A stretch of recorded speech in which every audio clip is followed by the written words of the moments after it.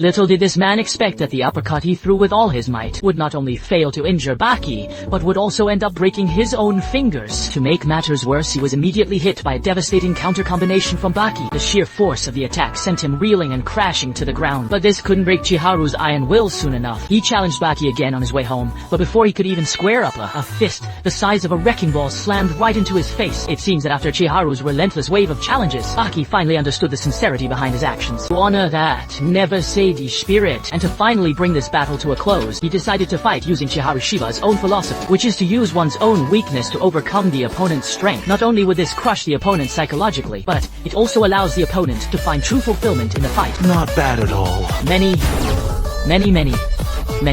and then Chiharu launched another assault on Baki. Facing the all-out punch, Chiharu prided himself on Baki, didn't even flinch. He took the blow head-on with his face. His face, as solid as a fortress wall, actually snapped Chiharu's fingers upon impact. Chiharu was utterly shell-shocked. Baki was truly putting his life on the line just like him. To see if Baki had truly mastered the Chiharu Ryu style, Chiharu delivered another ferocious kick toward Baki. And at the exact moment of maximum impact, Baki met the kick with the softest part of his face. The massive shockwave shattered two of the bones in Chiharu's leg. Just like that, Baki traded facial injuries to take out his opponent's arm and leg. Looking at the battered and broken Chiharu, Baki urged him to stop there, or his remaining left hand would be destroyed as well. But giving up halfway is simply not Chiharu's style. Moreover, he wanted to see how far Baki could truly commit to the spirit of Chiharu Ryu. With that, he raised his left arm, fingers poised in an eye-gouging stance. Clearly, his next target was Baki's eyes. As the most vulnerable part of human defense, attacking with one's eyes is pure madness. Chiharu used this extreme method to push Chiharu Ryu to its absolute limit. But Baki claimed it was all just a bluff, because aiming for vitals is the rational way of martial arts, a concept diametrically opposed to the philosophy of Chiharu Ryu. Thus, Chiharu would never be able to actually land that eye poking. However, Baki wanted to take the initiative and see if he could break Chiharu's hand using nothing but his own eyeballs. This arrogant declaration completely infuriated Chiharu. He was willing to betray his own style just to teach a lesson to this overconfident rat.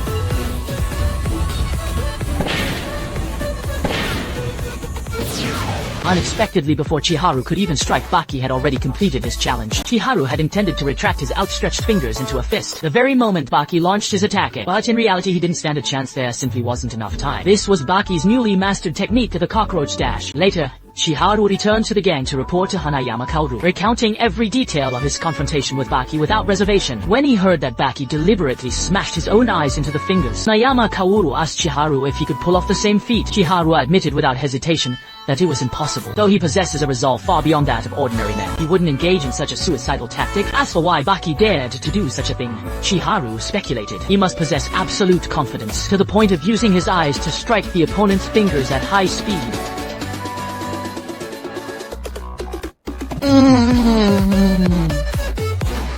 Singing songs she can't sing.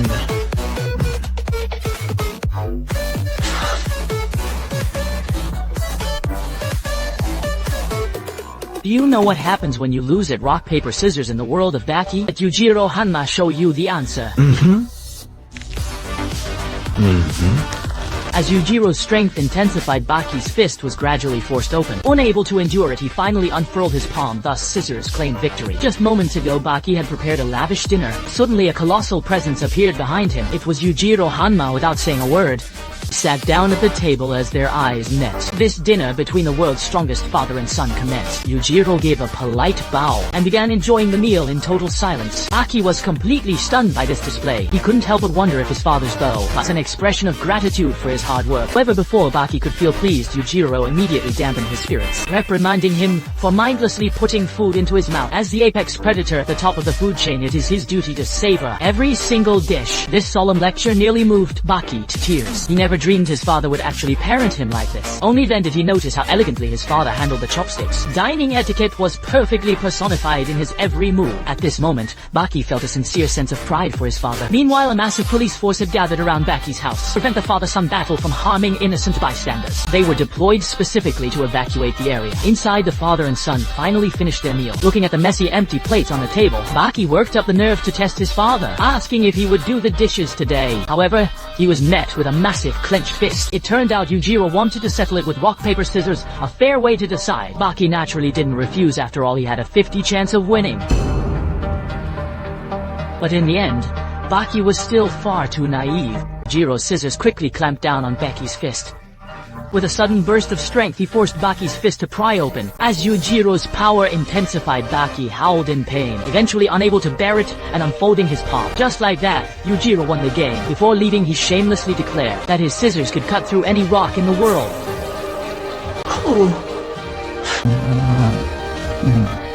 Atmospheric sounds transition. Atmospheric sounds transition. Soon the next day arrived. As agreed, Baki went to the hotel where Yujiro was staying.